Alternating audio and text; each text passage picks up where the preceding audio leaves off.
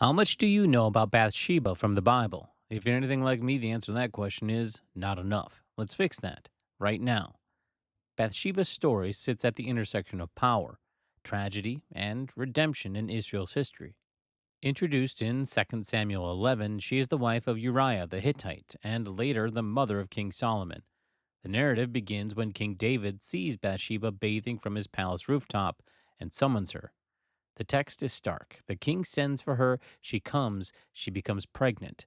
Whether Bathsheba consented or could meaningfully refuse the monarch is debated, but the power imbalance is unmistakable.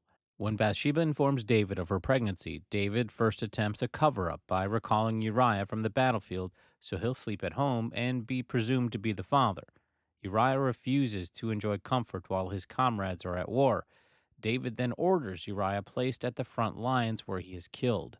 After the mourning period, David brings Bathsheba into his house as a wife. Their child is born, but soon dies after the prophet Nathan confronts David with a parable exposing his sin. David repents, still, consequences follow. Violence and instability ripple through his house. Bathsheba, having suffered a widowhood, public scandal, and loss of a child, remains in the royal household. God grants Bathsheba another son, Solomon, and the Bible notes that the Lord loved him, and he is also called Jedediah. 2 Samuel 12:24 through 25, signaling divine favor and foreshadowing his future. Years later, as David declines, a succession crisis erupts. Adonijah, an older son of David, declares himself king. Bathsheba, no longer a silent figure, joins the prophet Nathan in a carefully planned appeal to the aging David, reminding him of his oath that Solomon should reign. David publicly anoints Solomon, thwarting Adonijah's bid. As queen mother under Solomon, Bathsheba's status is formalized. She is seated at the king's right hand and given a throne, a sign of honor and influence in the court.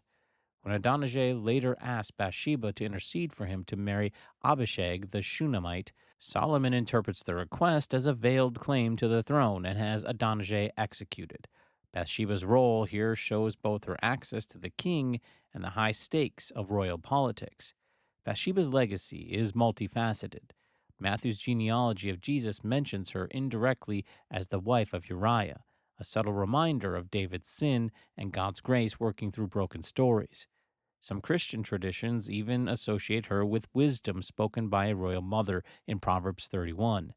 In Scripture, Bathsheba is both a victim of abuse of power and an agent who helps secure the Davidic line. And that's why I think it's important to ask the question,